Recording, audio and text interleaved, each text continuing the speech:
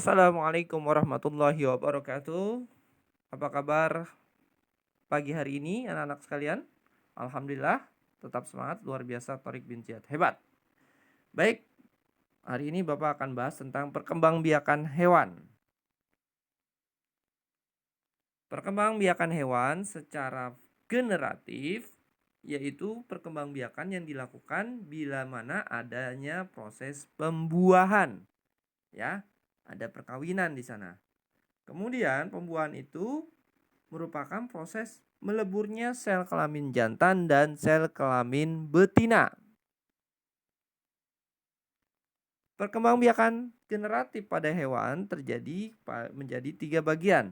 Yang pertama adalah terbagi menjadi 3, bertelur atau kita kenal dengan ovipar. Beranak atau melahirkan kita kenal vivipar. Kemudian gabungan keduanya bertelur tapi juga melahirkan yaitu ovovivipar. Bagaimana contoh hewannya? Nanti kita bahas ya. Next. Perkembangbiakan secara bertelur atau ovipar merupakan perkembangbiakan yang dilakukan pada hewan akibat adanya ovum atau telur yang dihasilkan oleh hewan betina itu akan dibuahi oleh sel sperma yang dihasilkan oleh sel kelamin jantan atau hewan jantan. Nah, pembuahan oleh sperma itu menghasilkan zigot.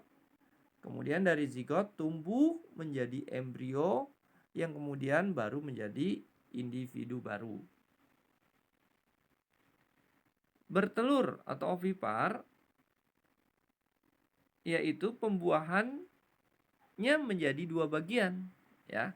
Jadi dia terbagi menjadi 2 bagian, yaitu pembuahan yang dilakukan dan terjadinya di tubuh induknya.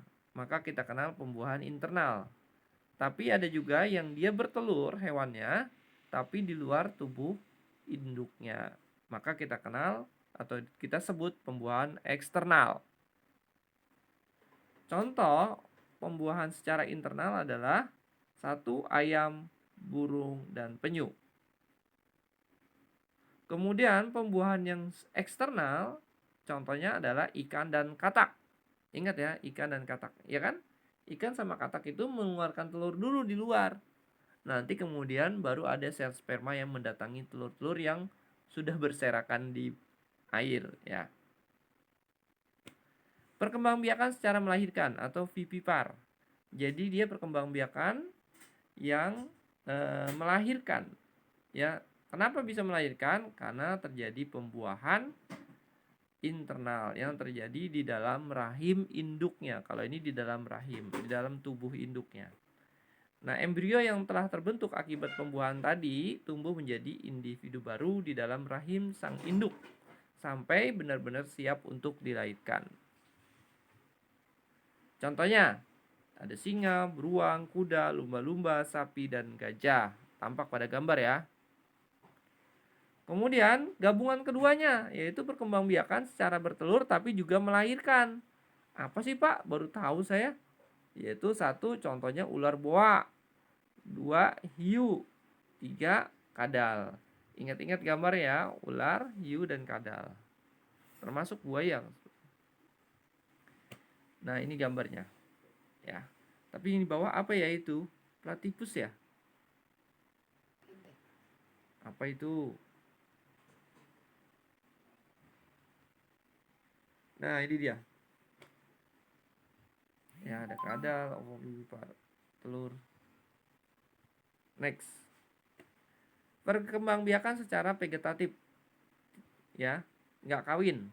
Ya, dia nggak ada pembuahan sel telur. Nah, vegetatif ini terjadi seperti apa contoh-contohnya? Yaitu pembentukan tunas, fragmentasi, membelah diri, dan partenogenesis. Pembentukan tunas. Hewan yang berkembang biak dengan membentuk tunas adalah hidra dan anemon laut. Ikan Nemo itu ya, kalau di laut. Ya, dia contohnya. Tunas hidranya tumbuh pada induknya. Kemudian yang kedua adalah fragmentasi. Ya, cacing planaria. Jadi perkembangbiakan yang memutuskan bagian dari tubuhnya ya menjadi 2 bagian. Ini fragmentasi. Contohnya namanya hewannya planaria. Cacing ya. Yang ketiga adalah membelah diri. Ini contoh hewannya amuba.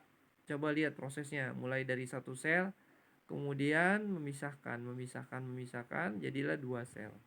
Nah, ini amuba namanya. Yang terakhir partenogenesis. Komodo. Nah, komodo ini enggak, artinya dia terjadinya pada kondisi tertentu saja ketika tidak bertemu hewan jantan dengan betinanya gitu. Nah, dia bisa tanpa kawin, bisa punya anak ya. Contohnya partenogenesis. Komodo. Next. Alhamdulillah. Jangan lupa ya kerjakan halaman 61 dan 74. Wassalamualaikum warahmatullahi wabarakatuh.